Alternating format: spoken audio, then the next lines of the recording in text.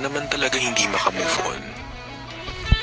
Kasi deep inside, umaasa ka pa sa kanya eh.